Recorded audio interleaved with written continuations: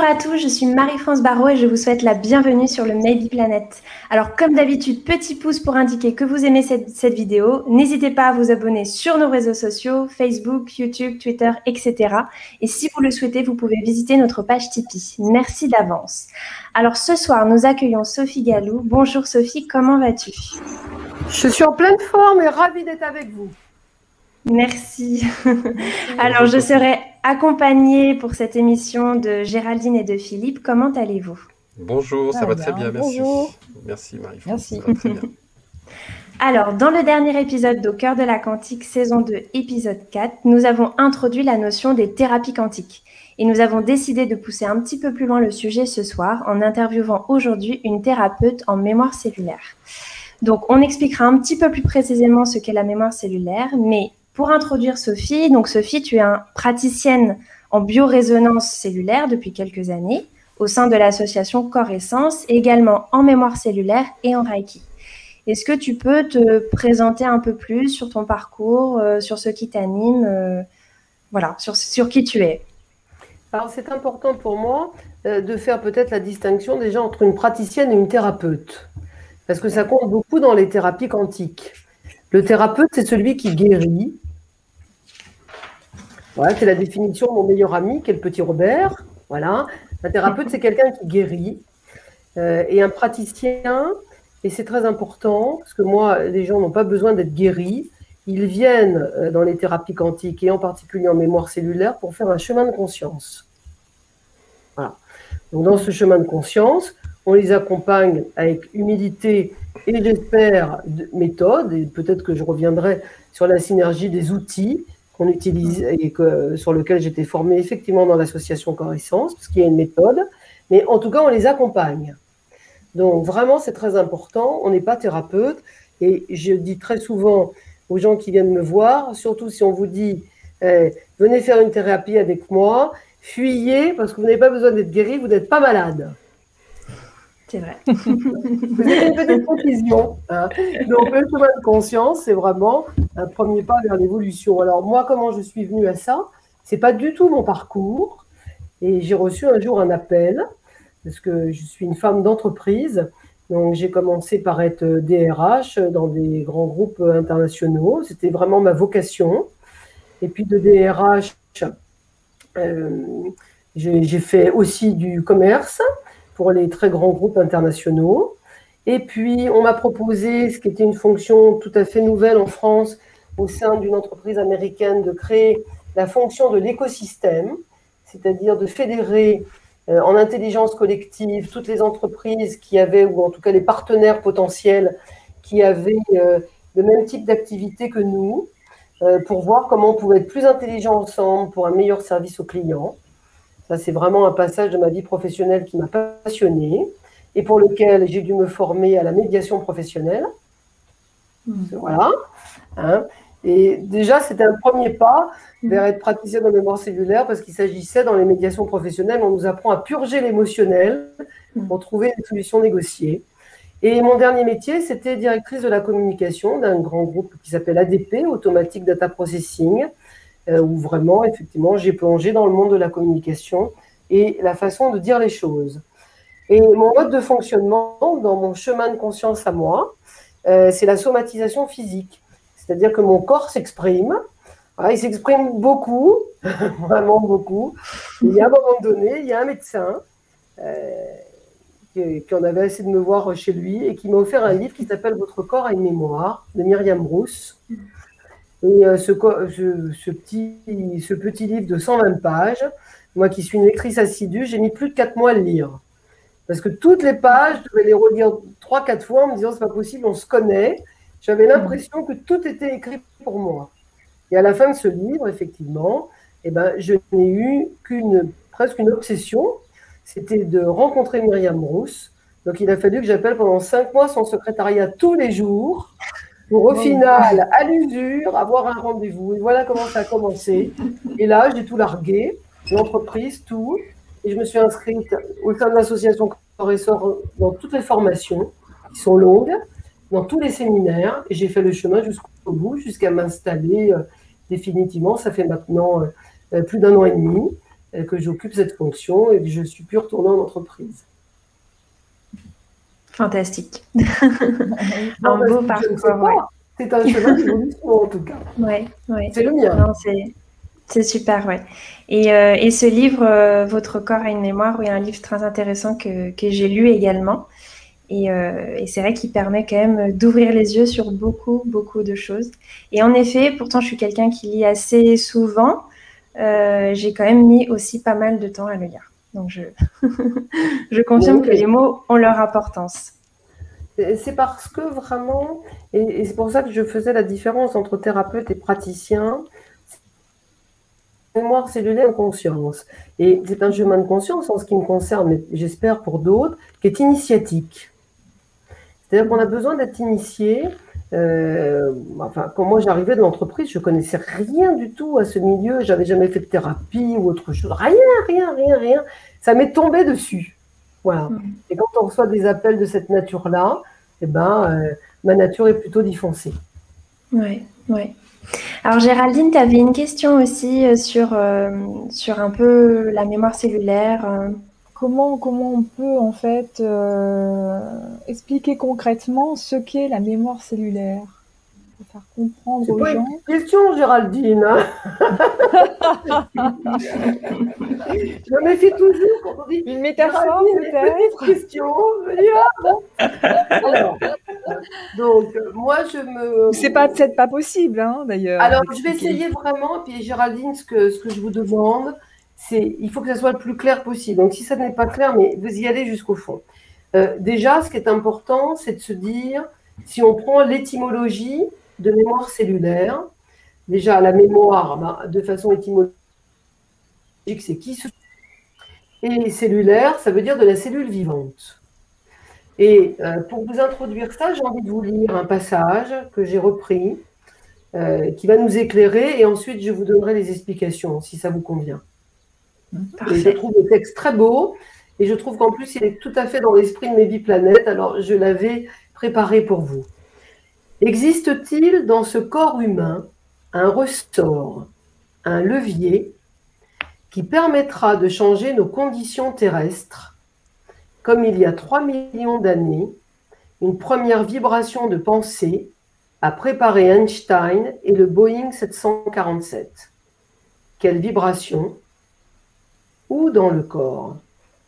Se pourrait-il que la matière première du monde, la cellule, recèle un pouvoir de conscience ou un mode vibratoire qui rende caduques tous nos moyens cérébraux et nos artifices sans issue? Un mental des cellules qui nous ouvrira de nouvelles sources d'énergie, de nouveaux moyens de communication, un nouveau pouvoir de manipuler la matière, une biologie nouvelle et une conscience nouvelle qui permettront d'affronter le défi d'une espèce en voie d'autodestruction. Telle est l'incroyable découverte de Sri Aurobindo et de Mer dans les cellules du corps, à l'heure où la Terre s'asphyxie. Car le salut est physique, disait Mer, au moment de frapper à la dernière porte du corps. Donc c'est Saprem, qui est un disciple de Mer et Sri Aurobindo, qui ont inventé le concept de mémoire cellulaire, qui a écrit ce texte que je trouvais très introductif. Alors, la mémoire cellulaire, Géraldine, pour vous répondre, la finalité de la mémoire cellulaire, c'est de considérer par rapport à plusieurs autres théories que le passage est dans le corps. C'est-à-dire que pour trouver le chemin de son esprit, passer par le corps. Le corps, c'est votre véhicule terrestre, et j'insiste souvent que pour vraiment rentrer en mémoire cellulaire, il faut faire le saut quantique entre j'ai un corps et je suis en corps. Parce que ce qu'on recherche, c'est l'unité corps-âme-esprit. Et si j'ai un corps, c'est que je dissocie forcément ce corps de mon âme et de mon esprit. Et d'ailleurs, je fais porter lourd, parce qu'on fait souvent subir à notre corps ce qu'on n'oserait même pas faire subir à notre propre voiture. Et donc le saut quantique, je suis en corps, et de se dire que ce corps, effectivement, est notre véhicule terrestre, ça permet d'arriver à la finalité de la mémoire cellulaire, qui est de vous faire descendre dans votre corps en passant différentes couches.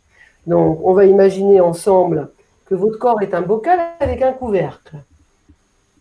Le couvercle, c'est nos mortelles habitudes. On en a plein. Hein, on en a plein et elles peuvent être pour les sauter, ces mortelles habitudes, c'est pas si simple. Hein, parce que si pour me réveiller le matin, j'ai absolument besoin d'un café et que de toute façon, sans café, je ne peux rien faire, ça devient peut-être même une addiction. Donc peut-être qu'elle est mortelle, cette habitude de prendre un café du matin, je ne sais pas. Ensuite, dans les différentes couches, vous allez passer dans une couche qui est très intéressante, qui s'appelle le mental physique. Le mental physique, c'est je pense. Moi, Sophie, je pense. Voilà ce qui m'arrive, je pense que c'est ci, je pense que c'est ça. Donc, c'est toute notre analyse mentale. On est très, très fort dans nos sociétés contemporaines pour penser. Et cette couche est assez facile à passer, mais néanmoins, elle constitue notre zone de protection contre la souffrance. Donc, on constate en mémoire cellulaire, plus on descend dans le corps, si à un moment donné, vraiment c'est trop douloureux, les gens vont remonter dans le mental physique, dans le mental intellectuel, excusez-moi. Deuxième couche, c'est le mental émotionnel. Voilà. Et je pleure, je ris, je suis en colère, tout ce qu'on peut connaître dans les émotions primaires. Ensuite, ce qui nous intéresse, nous, beaucoup, c'est ce qu'on appelle la troisième couche, c'est le mental sensoriel. Alors ça nous intéresse beaucoup parce qu'autour de la mémoire cellulaire, il y a un concept clé qui s'appelle le projet-sens. Le projet-sens, c'est les 18 mois avant votre naissance incluse. Et dans ces 18 mois-là, et j'ai suffisamment de recul pour vous dire, c'est toujours vérifié, se trouve votre blessure fondamentale. Quel est le sens de votre venue sur Terre? L'homme est un être spirituel qui est venu faire une expérience dans la matière. C'est pas moi qui l'ai dit, mais c'est Teilhard de Chardin, un ecclésiastique du XVe siècle. Et c'est ça. Et donc, ça nous intéresse particulièrement, ce projet-sens. Donc, il y a 9 mois avant votre conception, de votre conception à votre naissance incluse. Donc, 9 mois avant votre conception, vous n'êtes pas dans la matière. Mais vous qui êtes des pros de la physique quantique, si j'ai bien regardé vos émotions, vous savez que nous pouvons vibrer à la matière. Tout à fait. Et donc, c'est les 9 mois où nous vibrons à la matière. L'acte de conception, qui est l'acte sexuel de nos parents respectifs, est effectivement le moment où nous mettons, notre âme en corps.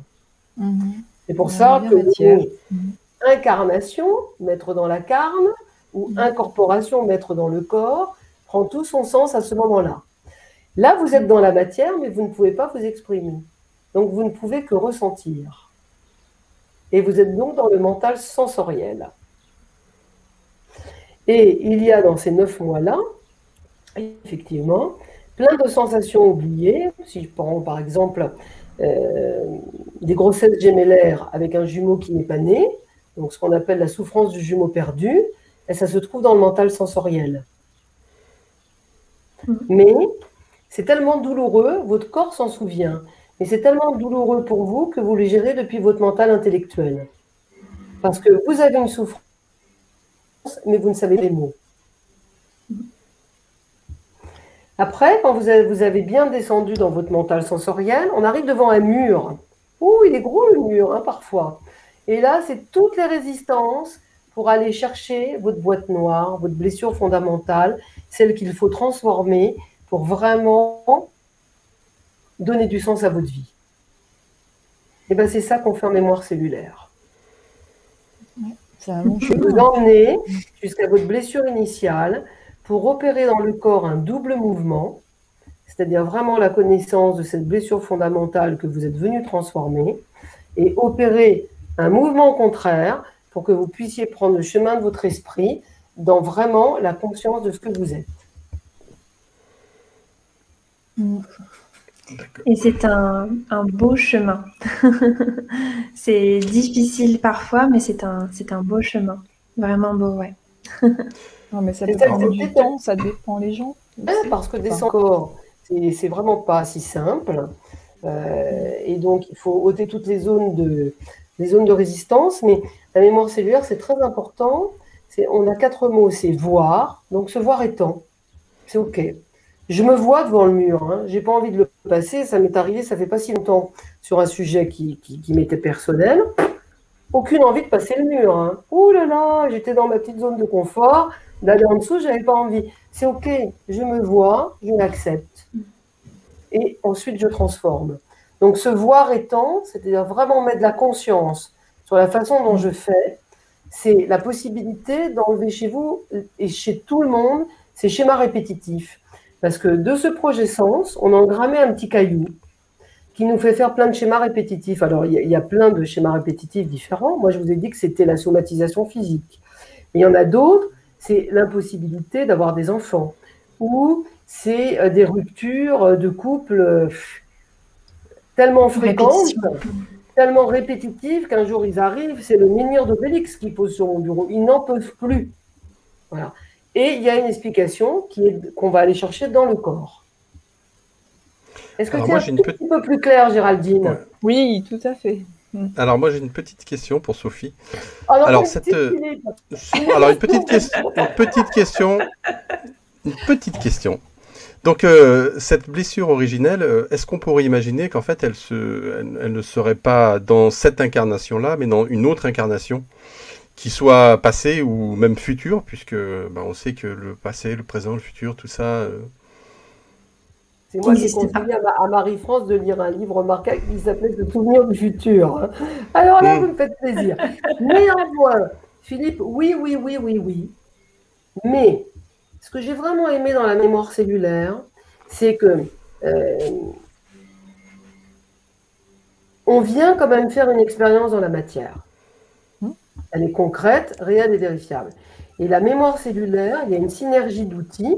Donc il y a 3 outils principaux dans la mémoire cellulaire qui rendent et je vais vous les décrire, mais qui rendent la méthode réelle, concrète et vérifiable. C'est-à-dire ce que vous allez faire. Alors, il y a un des outils qui s'appelle la grille de vie, qui effectivement nous fait noter sur une grille l'ensemble des événements de notre vie. Et peu importe que ça vienne d'une autre vie, comme vous dites, c'est-à-dire de notre continuum de conscience. Nous, on appelle ça le continuum de conscience. Que ça soit karmique, etc. Dans votre expérience, celle-ci, celle où on est aujourd'hui, les événements que vous aurez marqués sur votre grille de vie vont vous le prouver de façon réelle, concrète et vérifiable. Alors moi, je suis spécialisée en mémoire cellulaire dans le transgénérationnel, donc dans tout ce qui est les lignées, donc je m'intéresse énormément à l'épigénétique, par exemple. Mais ça n'empêche que si on a des ancêtres référents dans nos lignées, dans nos arbres, eh bien, dans ma grille de vie, eh bien, je vais répéter ces erreurs ou ces traumatismes de lignée, j'ai plutôt envie de vous dire, et dans mes propres événements et dans ma propre expérience, de façon concrète, je vais pouvoir vérifier que je continue, soit un lien karmique, soit effectivement un continuum de conscience, soit cette fameuse blessure originelle, et ça va être prouvé de façon réelle, concrète et vérifiable. Et c'est la force de la méthode. Est-ce que j'ai répondu à votre question? Oui. Donc on peut espérer que ce qui sera réglé là, dans cette incarnation, ça le sera aussi pour toutes les incarnations futures. En tout cas, la façon de voir, c'est vraiment pour nous, ce qui est clé au niveau de la mémoire cellulaire, c'est le continuum de conscience.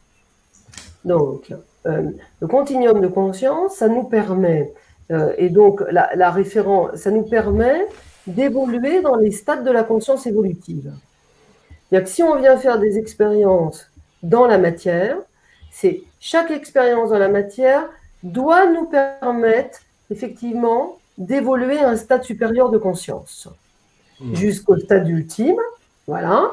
Alors, dans combien de vies, j'en sais rien, et jusqu'au stade ultime. Et donc on vient, et c'est pour ça que c'est intéressant que ça soit dans le projet sens, parce que si je rends cet inconscient biologique cellulaire, qui est le projet sens, qui est le projet que vos parents ont voulu donner à votre vie, à votre existence, que ce soit un projet ou un non-projet. Si je le rends conscient et que ça me permet de comprendre pourquoi je suis venue faire cette expérience de la matière et qu'est-ce que je suis venue transformer en choisissant ses parents, on a l'espérance dans ce chemin de conscience de pouvoir effectivement repartir avec un niveau de conscience supérieur. D'accord. Mais si on ne connaît pas sa lignée, ça ne pose pas de soucis? Alors, moi, ma maman a été abandonnée à la naissance. Voilà. Hein, donc, je ne sais pas si on vous a soufflé la question, mais elle était facile pour moi. Pas du tout. Je pensais à ça en me disant, parce que, voilà. Donc, on a un outil merveilleux qui a été inventé, totalement créé par Véronique Brousse, qui s'appelle la biorésonance cellulaire. Donc, la biorésonance cellulaire, méthode Véronique Brousse, elle permet d'interroger le corps par un test quantique. Ce n'est pas un test kinésiologique, c'est un test quantique. C'est-à-dire qu'on va aller capter, on est canal de l'énergie de l'autre, et en captant les cristallisations énergétiques dans le et en se référant à la biorésonance cellulaire, qui est un énorme outil, parce qu'on a beaucoup de tableaux. Voilà. Hein. C'est assez épais. Donc le corps nous emmène dans les différents tableaux et on est capable, avec la biorésonance cellulaire, de reconstituer complètement votre projet sens. Ok. Voilà. Et moi, je suis partie comme ça. Alors, je vous ai dit, hein, je suis tombée de mon armoire avec ce livre. Hein. Je ne connaissais rien de rien. J'avais jamais entendu parler de physique quantique. Le corps m'a emmené dans mon projet sens et j'ai pu retrouver. Ma mère était décédée quand j'ai commencé à appréhender cette méthode. Et j'ai quand même retrouvé ma famille maternelle originelle. Très bien. C'est bon à savoir. Enfin, de savoir que c'est là, c'est ancré en fait. C'est ancré, en fait, et on se rend compte très bien que j'avais beaucoup d'ancêtres référents qui étaient dans cette lignée maternelle, voilà, et j'ai pu me rendre compte, grâce à cette grille de vie qui a été inventée par Marc Fréchet, dans ma vie, je retrouvais de façon vraiment réelle, concrète et vérifiable ce qui s'était passé dans mes lignées. Hein. Ça, c'était... D'accord. C'est impressionnant. Ouais, impressionnant. Ouais. Alors, vraiment, voyez, de soigner. Moi, je suis très sensible à ça. Parce qu'au départ, quand on se lance dans un travail comme ça, on tire beaucoup de fils. Alors, on tire beaucoup de fils. Et on ne voit pas tout de suite le sens. Mais je me suis accrochée comment mon fils bougeait. C'est-à-dire que lui, il allait de mieux en mieux, alors que c'est moi qui travaillais sur moi. Et parce que je désactivais des mémoires. Ah, excellent. Et donc un jour, j'ai vu la pelote tout entière. Et ça, j'ai trouvé vraiment que c'était une récompense magnifique de voir ces enfants vraiment évoluer et puis désactiver des schémas sans même savoir qu'ils le faisaient, tout simplement parce que j'y travaillais. C'était un beau cadeau.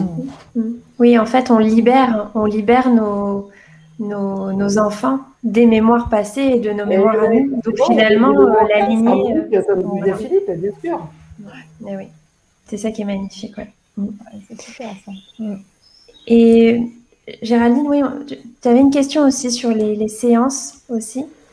Oui, en fait, comment se déroule une séance? Alors, donc, comme je vous l'ai dit, on fait les séances.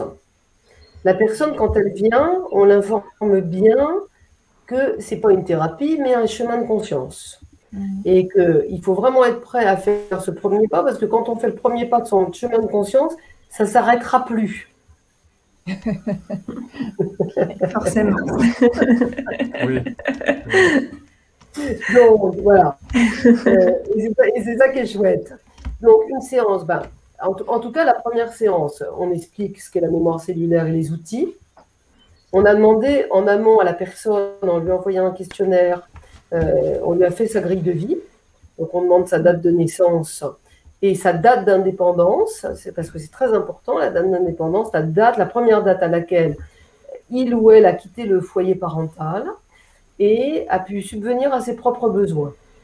Il faut les deux. Il faut avoir quitté le foyer. Voilà, ça crée la première colonne de votre grille de vie qui après se perpétue. On lui envoie aussi un questionnaire sur son projet sens, qu'on ait des réponses ou pas de réponses. Et donc, la première séance, c'est vraiment aller mettre le focus sur le projet sens,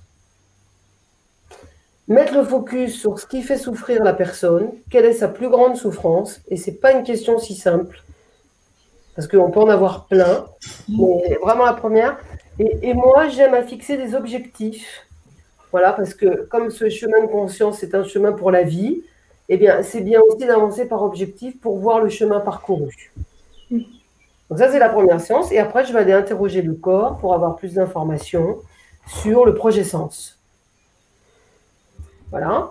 Et donc, on continue. Les séances se passent comme ça. Ça dure entre 1 heure ou 1 heure et quart. Voilà. Et à chaque fois, la personne vient avec un objectif, ou en tout cas dans la même veine ou la même souffrance. On désactive petit à petit et on se fait accompagner de la grille de vie, de la biorésonance cellulaire et de l'astrologie cellulaire, qui est un outil d'éclairage et qui nous permet de voir d'où la personne vient et où elle va. D'accord. Est-ce que justement tu peux nous parler un petit peu plus de l'astrologie? L'astrologie, comment ça peut vraiment nous aider finalement? Il y a plein de types d'astrologie. Comme vous le savez, il y a des astrologies hindouistes, il y a des astrologies humanistes. L'astrologie en mémoire cellulaire a cette spécificité que nous, comme on s'intéresse aux mémoires, donc dans le continuum de conscience, il nous intéresse de savoir d'où vous venez. Ou, pour dire, comme disait très bien Philippe, c'est où était ma dernière expérience dans la matière. Donc, est-ce que quelqu'un d'entre vous connaît son ascendant? Oui, oui. Alors, Philippe, je vous écoute. Alors, moi, je suis ascendant Lion. Oh, je suis ascendant Lion. Voilà. Donc, dans l'ascendant Lion, on sait que Philippe, son descendant, c'est Verseau. C'est très intéressant pour nous. Parce que le Verseau, et c'est bien ce qu'il fait avec Maybe Planet d'ailleurs, donc c'est d'où il vient. C'est déjà ce qu'il connaît, c'est déjà ce qu'il a expérimenté, qui est le Verseau, c'est le signe dans sa lumière, c'est le signe du collectif. C'est le signe du collaboratif. C'est le signe du coopératif. C'est faire ensemble. Parce que le Verseau, et d'ailleurs c'est représenté par 2 petites vagues, c'est le nous. Non. Et ce que nous indique, pour nous en mémoire cellulaire, son descendant, son ascendant, c'est que ce que vient de lui dire son expérience dans la matière aujourd'hui, c'est qu'il ne faut pas qu'il oublie le je. Le lion, c'est le je.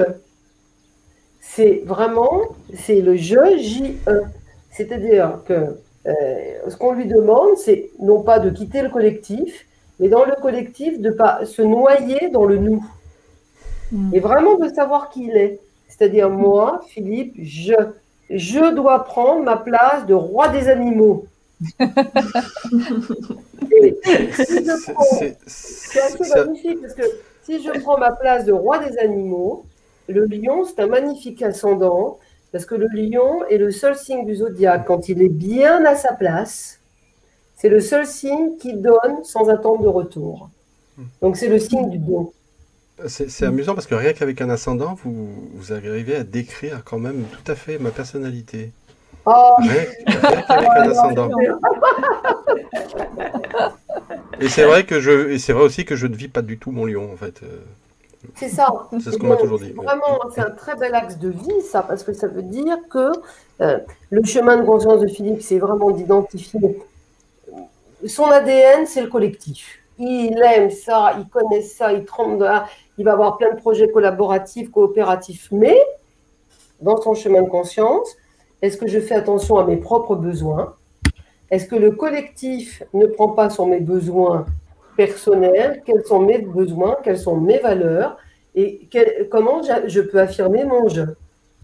C'est passionnant, hein? Alors attendez. Alors il y a ça. Sûr, hein. Voilà. Dans votre thème, vous avez quelque chose que moi j'adore qui est Neptune. Donc Neptune, tout le monde sait que c'est le dieu de la mer, mais c'est surtout ce qui indique ce que j'emmène de mes lignées dans cette expérience. C'est-à-dire Neptune, c'est notre transgénérationnel. Donc c'est ce qui est caché sous l'eau. Voilà. Donc ce qui est caché sous l'eau et qu'il faut porter en conscience, c'est-à-dire qu'il faut emmener Neptune au-dessus de l'eau. Tout veut dire des choses. Hein. Je pourrais vous parler de Chiron, qui en mythologie est l'animal blessé, donc qui montre où est votre blessure de l'âme. Dans un thème, pour garder un thème, vous avez déjà, quand la personne arrive, vous en savez déjà beaucoup. Oui. Ah oui, en effet. Et alors j'ai une petite question aussi, Sophie. Alors pas une petite. Encore une petite. Pardon. Encore une À la petite. fin, À la fin, il n'y aura jamais de vraies questions finalement. Donc, j'ai une question. Ah, c'est bien. Voilà.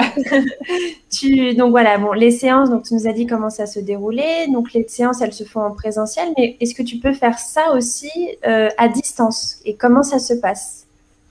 Philippe l'a très bien dit, hein, il n'y a pas d'espace, il n'y a pas de temps. Hein, donc cette notion, c'est une construction de l'esprit.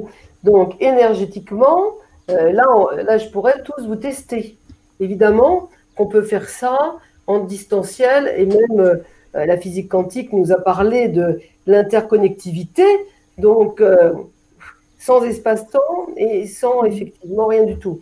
Après, et c'est une expérience très récente, parce que moi, je suis une fille des îles, hein, puisque je suis corse, et je tiens beaucoup, donc j'ai beaucoup de gens des îles, mais des îles très lointaines. Donc, on est forcément obligé de faire ça par Zoom, d'autant plus dans la période sanitaire actuelle. Mais ça me chagrine toujours un peu, mais ça, c'est personnel, parce que quand la personne a un émotionnel fort et qu'elle est à distance, c'est moins facile à gérer que si elle est en présentiel. Oui. C'est le bémol que j'y mets. C'est-à-dire que ça m'a... On va tout faire pour gérer l'émotionnel, mais c'est quand même beaucoup moins facile que de poser son bras qui apaise, voilà, ou énergétiquement d'envoyer des ondes, c'est moins facile. Voilà. Donc oui, tout peut se faire, et tout peut se faire effectivement en distanciel, mais voilà, quand il y a des choses très lourdes à gérer, et en ce moment, ce qui est très lourd à gérer, c'est que la période actuelle, alors que moi j'accompagne les gens pour leur dire que le passage est dans le corps, la période actuelle nous dit que attention à l'autre, surtout qu'il faut avoir peur du corps de l'autre. Voilà. Et donc forcément, ça génère beaucoup de tensions. C'est moins facile en distanciel. Voilà. Ça se fait, mais moi, voilà, ça se fait, mais c'est plus difficile pour gérer l'émotion des gens. Et alors, est-ce que tu peux nous donner des exemples, alors sans forcément, sans être indiscrète, mais des exemples de personnes qui ont fait de la mémoire cellulaire et sur qui vraiment ça a fonctionné et vraiment ça a changé leur vie? Il y a alors, après, vraiment, les deux questions, combien ça coûte? Bon, ça d'accord. Et combien de temps ça va prendre? Bon. Alors, combien de temps ça va prendre? Comme pour moi, c'est un chemin de conscience qui n'a pas de fin. Je déconne souvent en disant que je n'ai pas de boule de cristal, mais sachez qu'il faut comprendre le processus, parce que ce qui est extraordinaire en mémoire cellulaire, c'est qu'une fois qu'on a compris le processus, notre propre processus de transformation, quoi qu'il arrive, parce qu'il arrive toujours des choses, quand on connaît le processus et qu'on sait comment ça se passe, eh bien, c'est plus douloureux. On connaît le chemin. C'est vraiment comme le petit poucet avec ses... On connaît le chemin, ok, il faut que ça se fasse, mais on connaît le chemin. Mais par séance, tu vois la lumière descendre sur la personne, et je vais vous raconter l'histoire, parce que sinon je vais vous faire saliver. Ça lui tombe dessus, c'était l'info qui lui manquait depuis toujours. Je rencontre donc une seule fois, un jeune homme de 33 ans, voilà, dont je ne nommerai évidemment pas le prénom, malheureux comme les pierres.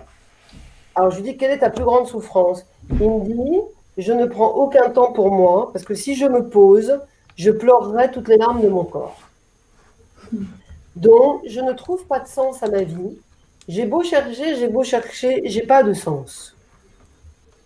Alors bon, donc voilà, ça arrive comme ça, tiens, une séance, Géraldine, ça peut commencer comme ça. D'accord. Et donc moi, nous, vraiment, mémoire cellulaire, c'est toujours ce qu'on dit dans l'association Corps et Sang, on est des chercheurs de sens. La mémoire cellulaire, c'est faire les liens. Donc on est chercheurs de sens. Alors je lui dis, mais qu'est-ce que tu fais comme travail? Moi, mon travail, je suis chef d'entreprise, je restaure l'écosystème des rivières. Ah. Donc là, la petite praticienne en mémoire cellulaire, la rivière, tout de suite, je fais une connexion avec ce qu'on appelle le fleuve du Lété. Je ne sais pas si vous savez ce que c'est, le fleuve du Lété. Non, moi je ne sais pas. Quand vous arrivez comme ça en incarnation, vous êtes incapable de me dire, si je vous dis c'est quoi vos vies passées, vous avez oublié. Parce que pour venir faire l'expérience dans la matière, eh bien, il y a le fleuve du Lété, qui est une très belle signification. Donc, et je vais vous expliquer comment, mais le fleuve coule pour que vous puissiez vivre complètement votre expérience dans la matière en vous souvenant de rien. Donc déjà, je me dis écosystème des rivières, la rivière qui coule et tout, la rivière de l'oubli. Bah, je lui dis, c'est très intéressant comme métier, mais comment tu fais pour restaurer l'écosystème des rivières? Je cultive dans des pépinières à moi des saules et je les plante au bord des rivières. Saule, donc en anglais, c'est l'âme. Oui. Et je lui dis, eh oui, donc voilà un garçon qui était devant moi, qui n'avait pas de sens à sa vie et qui était malheureux comme des pierres, et qui passait ses journées à planter des âmes au bord des rivières pour restaurer les écosystèmes. Mais, alors, en toute humilité, j'avais quand même une idée. En demandant encore, ce garçon avait perdu une jumelle 4 jours après sa conception. Il avait perdu un jumeau au 3e mois de conception. Donc, il avait 2 jumeaux perdus. Et ce qui est très intéressant, ça va vous intéresser, c'est on croit tout de suite que quand on est dans le ventre de nos mères respectives à tous, on a ça en commun, on baigne dans le liquide amniotique. Ce qui est une erreur, parce que le liquide amniotique ne vient pas tout de suite. C'est-à-dire que quand on arrive en conception, le fœtus construit au-dessus de lui une cavité qui va être destinée à, effectivement, accueillir le liquide amniotique. Ça se construit pendant 3 mois. Et au début du 4e mois, qui est symbolisé dans l'alphabet hébraïque par la lettre D, qui s'appelle Dalep. Dalep, c'est la porte s'ouvre, vous rentrez dans le 4e mois de conception et le liquide amniotique peut se mettre dans la cavité et donc vous fait oublier, parce qu'il a la même propriété que le fleuve du Lété, vous fait oublier les 3 mois de conception depuis votre conception. Mais on est malheureux comme les pierres parce que notre corps nous rappelle qu'il nous manque toujours quelque chose. Oui. J'avais envie de vous la raconter celle-ci parce que vous voyez, c'était une séance uniquement. Et il est reparti comme un marsipulami, il sautait sur ses jambes.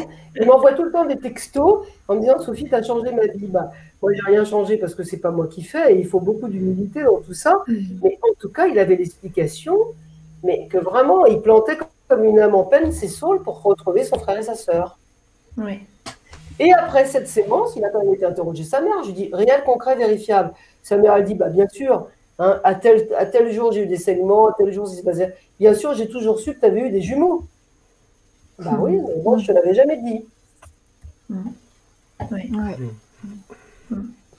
Donc, ce qui est intéressant aussi quand on effectue ce chemin de conscience, c'est aussi, quand on peut le faire et quand on peut et quand ils veulent aussi. Ce que je veux dire, c'est. Voilà, et puis quand on peut, c'est aussi de pouvoir interroger nos parents, notre lignée en fait, pour avoir aussi des informations quand on peut et quand eux veulent aussi nous donner des informations, quoi. Et ça c'est pas toujours évident, mais ça aide beaucoup, quoi. Alors moi, je vais vous lire une citation de la mère, donc qui est à l'origine du concept de mémoire cellulaire, mais qui va clôturer cette question-là que j'aime beaucoup. À propos de l'engagement sur le chemin de conscience. Je ne pousse jamais personne à prendre le chemin. Quelquefois, aux gens qui viennent à moi dans l'enthousiasme, je leur dis « Réfléchissez, ce n'est pas un chemin facile. Il faudra du temps.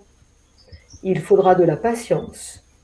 Il faudra beaucoup d'endurance, beaucoup de persévérance et de courage, et une inlassable bonne volonté. Regardez si vous êtes capable d'avoir cela et alors partez. Mais une fois que vous êtes parti, c'est fini, on ne recule plus. Il faut aller jusqu'au bout. » Tout est dit. On ne fait pas ça comme ça par hasard. Voilà. Oui, mais une séance, ce garçon-là, une seule séance, ne serait-ce que trouver un sens, il a compris plein de choses. C'est-à-dire qu'il a compris que son corps gardait en mémoire ce souvenir de ses 3 premiers mois de conception. Voilà. Il a compris effectivement que lui, en passant la porte du 4e mois, il avait oublié tous ses ressentis, que effectivement son métier faisait sens parce qu'il cherchait depuis lors la connexion à son ressenti, et qu'en le trouvant, et s'il devait avoir autre, il va continuer son chemin de conscience et il peut le continuer seul. C'est pour ça qu'on n'est pas thérapeute. Oui. Et alors justement, c'est quand même quelque chose qui est vérifié, qui fonctionne sur tout le monde, puisque tout le monde est capable d'entamer ce chemin de conscience. Et pourquoi, d'après toi, c'est pas assez connu, entre guillemets, si je puis dire comme ça, du grand public? Enfin, pourquoi les gens se tournent d'abord vers la médecine plutôt traditionnelle qu'on connaît et pas forcément de suite là-dessus? Est-ce que ma question est assez claire? Oui, elle est parfaitement claire. Alors, il y a une grande évolution quand même là-dessus. Bon, donc, il faut voir déjà que la mémoire cellulaire, c'est assez jeune. Hein. Donc, parce que effectivement, Sri Aurobindo est décédé dans les années 60 et Mère dans les années 75. Et donc, Myriam Bruce, qui effectivement a été totalement initiée au concept de Mère et Sri Aurobindo, elle a commencé à créer la méthode il y a 40 ans. Donc, elle a créé la méthode pour pouvoir permettre de descendre dans le corps avec les enseignements en 40 ans. Alors, si en plus le temps n'existe pas, c'est rien du tout. Donc, chaque année, l'association Coressence, qui dispense ces enseignements, forme environ, cette année, il y avait une grosse promotion, il y avait 17 personnes qui sont devenues praticiens. Voilà. Mais il faut aller au bout. Tu vois, c'est long. C'est vraiment 3 ans de formation intense. Il y a beaucoup de séminaires parce que personne n'est admis à être praticien en mémoire cellulaire si on n'a pas fait le chemin. On ne peut pas accompagner quelqu'un dans sa souffrance si soi-même, on n'a pas fait le chemin. C'est pas vrai. Donc, tu vois, il y a eu 17 personnes, effectivement, qui ont été accueillies par l'équipe dirigeante de l'association Coressence. Ben, on est débordé. C'est-à-dire, il faut pas, mais il y a beaucoup de gens qui viennent vers la mémoire cellulaire. On fait le maximum pour former des praticiens, mais aujourd'hui, c'est difficile d'avoir des créneaux, quoi. Hein. Donc, c'est formé. Et moi, je vois sur ma page Facebook, aujourd'hui, ça devient difficile. J'ai plus de 90 demandes par jour. C'est énorme. Oui, c'est énorme. Alors, comment trouver un praticien, justement, quand on cherche un praticien? Alors, vraiment, il y a un annuaire des praticiens. Donc, vraiment, la mémoire cellulaire est régie aujourd'hui. Enfin, l'école qui fait référence, c'est l'association Coressence. Voilà. Elle est dirigée par Véronique Bruce, qui est la fille de Myriam Bruce. Myriam Bruce, à qui je rends hommage, qui a 88 ans, qui a promis de transmettre jusqu'à la fin de sa vie et qui continue de travailler tous les jours, voilà, en continu à recevoir des patients et à animer des séminaires. Donc Véronique Bruce, elle dirige cette association. Il y a un annuaire qui est tenu à jour. Voilà. On mettra le lien en commentaire de la vidéo. Voilà, donc il y a le lien. Et puis après, tous les praticiens qui effectivement ont une page Facebook ou un site internet, mais aujourd'hui la référence, c'est l'annuaire, effectivement. Ce qui est intéressant, je trouve aussi dans cette association, c'est que l'être vivant évolue en permanence, on le sait parfaitement. Donc, ce n'est pas une méthode figée, elle est en constante évolution. C'est-à-dire, on fait, par exemple, en biorésonance cellulaire, sans arrêt, on invente des nouveaux tableaux. Quand il y a eu, je ne sais plus comment ça s'appelle, MeToo, je crois, c'est-à-dire tout ce qui est sorti sur les abus sexuels, on a eu beaucoup dans nos cabinets respectifs de gens qui venaient parce que les abus les faisaient tellement souffrir qu'ils voulaient transformer ça. On a créé un tableau sur la violence dans le chemin de vie pour que le corps puisse effectivement nous exprimer cette violence dans le chemin de vie. Et donc, Véronique Bruce, qui dirige cette association, est très vigilante à ce que les gens, les praticiens dans l'annuaire, puissent suivre les mises à jour et pouvoir toujours être en perpétuelle évolution pour pouvoir accompagner au mieux les changements sociétaux, les changements comportementaux, les changements environnementaux, tous les changements. Et voilà, toutes les nouvelles découvertes sont intégrées. Et justement, par rapport aux changements et aux demandes que tu as par jour, qui sont quand même énormes, est-ce que tu as vu un développement de ces demandes suite à la période sanitaire, à la crise sanitaire qu'on a vécue? Ou est-ce que est-ce que ça évolue de façon régulière? Non. À Ouais. mon sens, ça n'a rien à voir avec la période qu'on vit, parce que la période, il faut bien comprendre, il y a des gens qui souffrent du manque de contact social, clairement, mais il y en a d'autres, effectivement, pour qui c'est très bénéfique. Parce que le rapport au monde, se montrer au monde, ça peut être aussi énergisant qu'énergivore. Il y a des gens vraiment, être dans une foule, être dans un groupe, être dans une matrice, c'est une souffrance innommable. Donc eux, ils disent vraiment merci à la période sanitaire parce que bon, moi je suis confinée, pas besoin de sortir. On m'a dit que je ne pouvais pas sortir. Donc pour eux, la période est bonne. Et il y en a d'autres qui effectivement sont beaucoup plus à l'aise, et ça c'est la fonction paternelle, hein, parce que la fonction paternelle, c'est effectivement de prendre l'enfant par la main pour lui montrer le monde.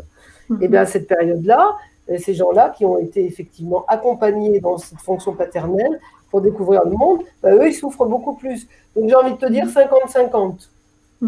Ouais. Alors, Géraldine, je sais que tu avais une question aussi sur les cicatrices. Ah, je sais pas si ça... Oui. Les armes, les blessures karmiques. C'est ça. C'est ça. Bien sûr. Parce que voilà, est-ce que la présence d'une cicatrice importante ou pas, peut-être, je sais pas, sur un corps peut générer donc une modification de la résonance, par exemple, ou pas, je sais pas. J'ai eu un problème de son, Géraldine, peut-être que la liaison était moins bonne. Est-ce que vous auriez la gentillesse de répéter votre question? Alors, je me demandais si la présence d'une cicatrice sur le corps joue un rôle, en fait, peut aussi créer une modification de la résonance, par exemple, ou pas? Non, non. Ça Parce n'a que pas la biorésonance, je vous ai dit que c'était effectivement un test quantique. Oui. Donc, c'est vraiment, on va chercher la vibration dans le corps. Peu importe le corps, en fait. Voilà. On va chercher la vibration et donc on va chercher, nous, les cristallisations énergétiques. Donc, si la cicatrice qui est apparente, effectivement, a créé une cristallisation énergétique, alors oui, le corps va nous le dire. Voilà. Mais si effectivement c'est juste une cicatrice apparente, mais qu'elle n'a pas modifié votre circuit énergétique, on n'aura pas forcément de résonance. D'accord, mais ça peut. La façon de poser les objectifs est fascinante parce que cette cicatrice, moi ce qui va m'intéresser, quelqu'un qui a une cicatrice, c'est le symbolisme de la cicatrice. Oui, oui, forcément. Qu'est-ce que ça vient dire? De voir cette cicatrice sur mon corps, de façon symbolique, qu'est-ce que ça m'évoque? Et là, vous allez tomber, effectivement, vraiment dans une souffrance beaucoup plus profonde. Et là, vous allez tomber dans la vraie souffrance, dans la vraie mémoire du corps. D'accord. Donc, l'objectif que je poserai, c'est que vient me dire cette cicatrice? De quoi j'ai besoin de cicatriser? Profondément. Alors moi, j'aime beaucoup, et je me suis formée au décodage biologique des maladies. Bien, forcément, je vous ai dit que je faisais de la somatisation physique, donc le mal à dire m'a beaucoup intéressée. Voilà. Et donc, en fonction d'où est situé l'organe sur le corps, une cicatrice au ventre, c'est pas du tout pareil qu'une cicatrice dans le dos. Ça ne veut pas dire la même chose. Tout à fait, mais c'est une cicatrice qui pourrait être qui est causée, si c'est une cicatrice qui est causée par un élément extérieur et pas une cicatrice causée par une maladie. Oui, mais quand même néanmoins, ce qu'il faut que vous, faut vraiment être habité que il y a donc forcément, si c'est quelqu'un qui a un coup de couteau, par exemple, si vous par exemple, la plaie extérieure, c'est-à-dire qu'on a un cerveau conscient et on a un cerveau inconscient. Le cerveau inconscient, c'est un super ordinateur comme vous n'aurez jamais. Il a une seule fonction, il a encodé depuis bien longtemps tous les traumatismes et toute leur guérison. Parce que le cerveau inconscient, il a une fonction, c'est vous faire vivre le plus longtemps possible. Donc, lorsque vous subissez un choc émotionnel vécu dans l'isolement et qui inhibe votre action, clairement, je reçois un coup de couteau, c'est un choc émotionnel, vécu dans l'isolement, parce qu'on ne doit pas être 50, j'imagine bien, et globalement, face au coup de couteau, ça inhibe l'action. C'est absolument typique de ce qui enclenche le cerveau inconscient. C'est-à-dire, pour le cerveau inconscient, vous êtes en danger de mort, il faut qu'il trouve une solution. Et donc, la solution qu'il a trouvée, c'est de vous faire cicatriser. D'accord. Mais ce que je vais vous dire, parce que ça, c'est quantique et Maybe Planet, vous adorez ça, là où vous avez reçu votre coup de couteau, c'est pas anodin dans votre histoire de vie. L'organe dans lequel vous l'avez reçu, c'est pas anodin. Et je peux vous assurer que je pourrais. Là, jusqu'à minuit, je vous en raconte. Mais du coup, on pourrait peut-être imaginer, je ne sais pas si par exemple on a un problème au poumon, que c'est parce que dans une incarnation, on a eu une blessure au poumon, une balle au poumon, et que, voilà, que le corps s'en souvient et nous le rappelle. Oui, oui et non. Donc là, ce dont vous parlez, qui est très à la mode aujourd'hui, c'est ce qu'on appelle les blessures karmiques par les armes. Bon. Et il y a effectivement des gens qui font des soins pour guérir des armes karmiques. Mais moi, ce qui va m'intéresser, c'est que si vous venez avec ça, c'est parce qu'il y a quelque chose dans votre continuum de conscience que vous n'avez pas encore intégré et que vous venez une nouvelle fois transformer dans la matière. Donc, le poumon, ça reste quand même l'organe de la tristesse. C'est-à-dire que toutes les atteintes au poumon sont effectivement la cause profonde est liée à une tristesse. Voilà. Alors, qu'il y ait eu en plus une arme ou pas une arme, l'émotion de tristesse reste. Et qu'est-ce qui n'a pas été réglé au niveau de la tristesse? Quel est le deuil que je n'ai pas fait?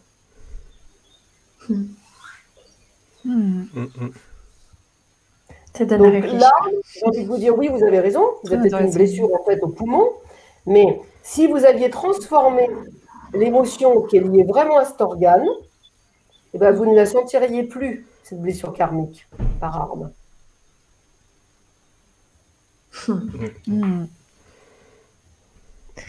C'est passionnant. Oui, c'est passionnant. On pourrait en parler pendant des heures. C'est vrai, ça vous passionne. Passionnant. Ouais. Moi, j'adore ça. Non, c'est vrai, c'est passionnant. Je suis sûre que j'ai plein de choses à apprendre. Et puis quand on commence dedans, mais comme disait Sophie, c'est jamais terminé. Faut être sûr, par contre, de bien vouloir commencer. Parce qu'on ne peut pas s'arrêter. C'est pas qu'on peut pas s'arrêter, je pense. Enfin, Sophie, tu me reprends si je me trompe, mais c'est que c'est en continu. Je veux dire, c'est un besoin, quoi. C'est un besoin profond d'en savoir plus et puis d'aller plus loin, d'aller plus profond, et puis ouais, c'est le corps s'exprime, continue à s'exprimer au début et après et encore, et je pense que c'est profond, quoi. C'est un besoin finalement. C'est un besoin. Moi, je pense, Géraldine, pour répondre à votre question, que vraiment, quand les gens viennent pour la première fois, c'est qu'ils ne peuvent plus. D'accord. Voilà. Quand moi, le médecin m'a donné le livre, j'en étais à je ne sais pas combien d'hospitalisations. On avait ras la casquette. Voilà. Il y a un moment donné, il y a un truc, je vous ai dit, hein, ça commence par un petit caillou dans la chaussure, le schéma répétitif, puis ça grossit, ça grossit, ça grossit. Et après, il y a le menhir d'Obélix. Bon, là, quand on est au menhir d'Obélix, en fait, quand on en est au menhir d'Obélix, eh bien, on ne se pose plus la question. Oui, bah oui, on y va. Ouais. Voilà. Mais ce que j'entends surtout dans votre question à vous, parce que ça transpire, c'est la peur. C'est que vous avez peur de ce que vous allez découvrir. Certainement. Oui. Donc, avant de se lancer là-dessus, c'est bien de peser, parce que c'est intéressant aussi. Moi, j'ai de plus en plus de jeunes qui viennent, mais jeunes, hein. J'en ai une de 18 ans, elle me pose des questions, mais je me dis, mon Dieu, oh là là, elle me fait bosser, quoi. Hein. Elle a des questions extraordinaires. Bon. Et elle veut comprendre beaucoup le sens. Mais avant, quelle est la pesée? C'est-à-dire, si j'enlevais cette peur de souffrir, parce que je vais apprendre des choses, est-ce que j'irai mieux ou est-ce que j'irai pas mieux? C'est ça qui vous fera sauter le pas ou pas. Oui, c'est ça. Et puis j'ai un autre aussi. C'est l'équilibre. Vous savez pas votre ascendant, vous, Géraldine? Eh ben alors, on m'a dit une fois Capricorne, et après, par rapport à leur naissance, le signe qui suit, Je sais pas, c'est quoi? Après Capricorne? La Capricorne, c'est facile, c'est le signe le plus froid du zodiaque, donc c'est le mois de janvier, c'est le signe de l'hiver, et donc derrière, c'est le Verseau. Et ben voilà, donc on m'a dit que j'étais Capricorne et après on m'a dit que j'étais Verseau parce que je suis la moitié. Enfin, Non, voilà ce qu'on m'a dit. Donc je sais pas quel est mon. Donc, non, ça, il faut avoir l'heure précise de naissance et on ne peut pas être entre deux signes, hein, ça, c'est pas possible. Ça n'existe pas, ça. Non. Non, Donc, si vous êtes Verseau, vous êtes l'inverse de Philippe. Hein, donc, ça, c'est chouette. Comme ça, vous pouvez avoir de parfaites complémentarités. Hein, voilà. Donc, vous, c'est abandonner le je pour aller plus dans le collectif, le collaboratif, le nous et les projets ensemble. Donc, c'est bien, vous savez, si c'était ça. Et Capricorne, c'est quoi? Excusez-moi. Ah, le Capricorne, c'est magnifique. Le Capricorne, c'est la structure. C'est-à-dire que chaque signe astrologique a un organe. Le Capricorne, c'est la colonne vertébrale. Donc, aller vers le Capricorne, c'est vraiment pouvoir se mettre debout. C'est l'homme debout, le Capricorne. C'est l'ermite. C'est celui qui a trouvé sa spiritualité intérieure. Okay. Mais pour trouver sa spiritualité intérieure, pour pouvoir être soi, vraiment, et complètement soi, ce qui est juste pour vous, le juste cadre pour vous, ce qui vous correspond, bah, ça veut dire qu'il faut se départir de votre descendant, qui est le Cancer, et le Cancer, c'est le signe de la famille. C'est mon père en plus, c'est le signe de mon père. Ah. Cancer. Vous êtes plutôt Capricorne, vous. Voilà, donc c'est vraiment la pesée, c'est ça. Si j'ai une émotion qui est la peur de découvrir quelque chose, eh ben, il faut être juste avec soi. C'est-à-dire, quand le temps viendra, le temps viendra. Voilà. Oui. Il faut que ce temps soit juste pour vous. Oui. Alors Sophie, moi je pensais à certaines maladies qui sont très liées au psychique. Je pense par exemple au psoriasis, à la sclérose en plaques, etc. Donc comment est-ce que vous pensez que ça peut apporter quelque chose, qu'on peut arriver à se sortir de ça par ces techniques? Alors moi c'est très simple, je suis mariée à un médecin, allopathe. Voilà. Et ce que je dis bien, c'est attention, on ne se substitue en rien à la médecine allopathique. Attention. Mais ce que ça va permettre, c'est de mettre du sens.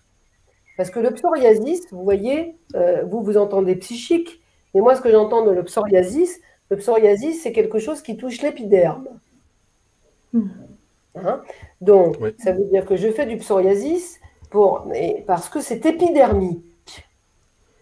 Et le psoriasis, ça nous parle, par exemple, ce qui est à l'origine du psoriasis, c'est la séparation. Et la première séparation originelle, c'est avec la mère quand je me donne naissance.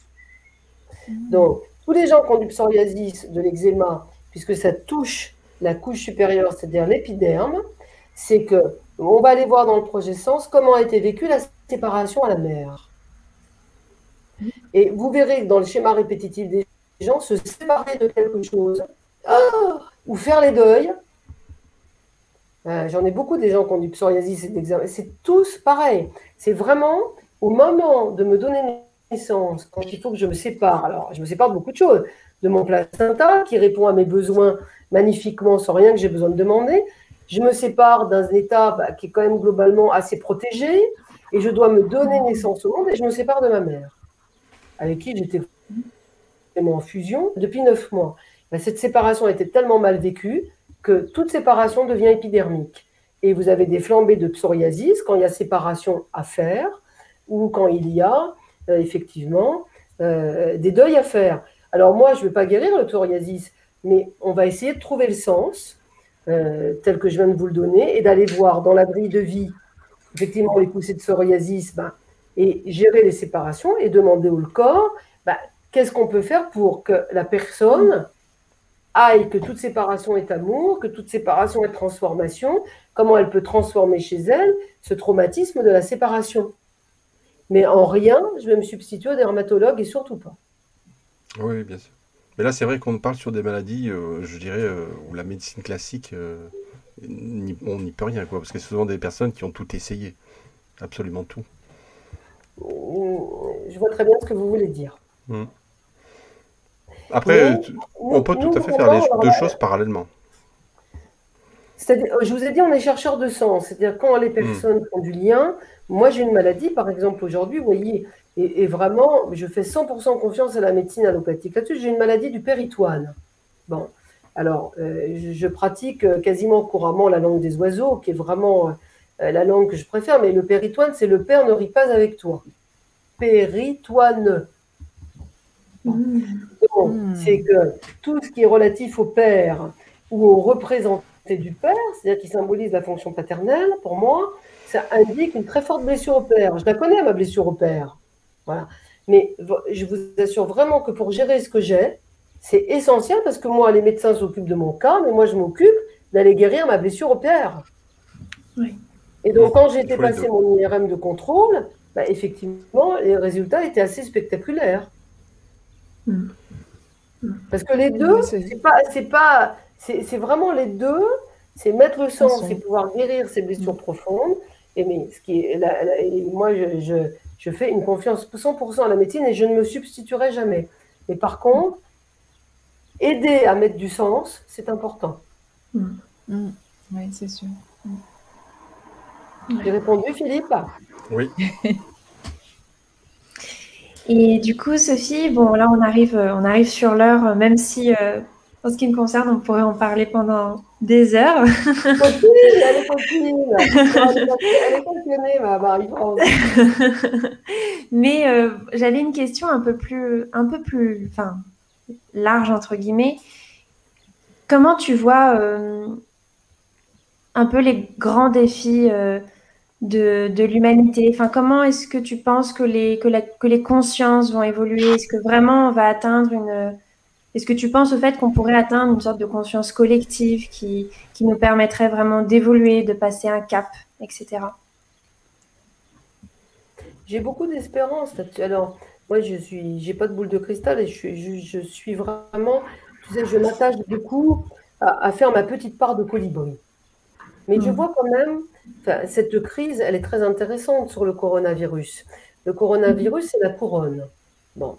Et la couronne, dans ce qu'on appelle les chakras, la couronne, c'est le 7e chakra. Hein. Donc, c'est le chakra de la couronne, le chakra coronal. Le chakra coronal, c'est effectivement tout ce qu'on appelle l'énergie céleste. C'est-à-dire le chakra coronal, s'il est bien ouvert, ton chakra coronal, ça te permet vraiment de te connecter au cosmos. Or, c'est une crise là. C'est-à-dire vraiment que le coronavirus, ça m'a beaucoup intéressé parce que ça veut dire qu'on n'est vraiment plus en cohérence avec ce que l'univers nous demande. C'était vraiment, ça sonnait le glas, c'est-à-dire que là, si on ne fait pas quelque chose de très profond, effectivement, la connexion au cosmos et à l'univers, elle est coupée. Donc, mon espérance, c'est qu'effectivement, de cette crise sanitaire, on aspire véritablement à une nouvelle conscience. Moi, j'appelle ça une nouvelle conscience. Et mon espérance, c'est que il y a de très belles initiatives, voilà, et les gens vraiment s'interrogent pour essayer de faire autrement. C'est pas facile. C'est pas facile, mais il y a vraiment des belles prises de conscience collectives. Super. Mais dire plus, voilà, mais il y en a. Je trouve qu'il y a des jolies initiatives. Je trouve par exemple, si je vous prends, vous les jeunes, à Marie-France, votre façon de consommer, et ça c'est assez global, a radicalement changé. Tu vois, c'est-à-dire les deuxièmes vies des objets, de louer les choses. Ça, dans sa façon de consommer, c'est extrêmement différent. L'aspiration à la nature et l'auto-ressource, on voit beaucoup de choses là-dessus. Je ressens profondément dans mon être profond vraiment une aspiration à se connecter plus profondément. Alors, le chemin peut être long, mais moi je m'attache à vraiment dire que la conscience, si on fait évoluer chacun notre conscience, on arrivera à une nouvelle conscience collective, mais ça passe d'abord par faire sa petite part de colibri. Oui, Oui, chacun a besoin de faire son chemin pour que ensemble on puisse faire quelque chose. Mais vraiment, et c'est pas à mes biplanètes que je vais dire ça, on est tous reliés, voilà, et on est tous des enfants de l'univers. Donc, si chacun, c'est porteur d'une espérance collective et d'une nouvelle conscience. Moi, je sais pas vous, mais ça me met des lumières dans les yeux quand je parle de ça. Super. Je sais pas si Philippe, Géraldine... Allume des étoiles alors. J'allume des étoiles. Je ne sais pas si Philippe, Géraldine, vous avez d'autres questions. On en aurait plein, mais bon, voilà. Ouais. On fera un round 2 quand vous voulez et avec grand plaisir. Avec plaisir, super. Quand tu veux. Merci beaucoup, en tout cas, Sophie. Merci Philippe, Géraldine. Merci Sophie. Plaisir, vraiment. Et puis, de tout mon cœur avec vous, mes biplanètes, c'est super. Je suis très fan. Donc, vraiment, ça, tu vois, c'est pour la nouvelle conscience. C'est quand même extraordinaire. Oui. Moi, j'ai une grande espérance de porter à connaissance de tels sujets. Écoute, ça fait même, ne serait-ce que 10 ans en arrière, c'était pas possible, quoi. Oui, c'est vrai. Et de porter à connaissance comme ça, tu vois, chacun vient y prendre ce qu'il veut. Et j'aime bien me lever le matin en imaginant que le monde tel qu'il est aujourd'hui est une énorme palette où chacun a sa couleur et que, que mélanger tout ça, ça fera une magnifique couleur pour la nouvelle conscience de l'humanité. C'est vraiment mon souhait profond. D'accord. Et je vous souhaite une belle continuité. Merci beaucoup. Voilà. Merci à tous et à très bientôt. Merci. Au revoir. Namasté, comme on dit.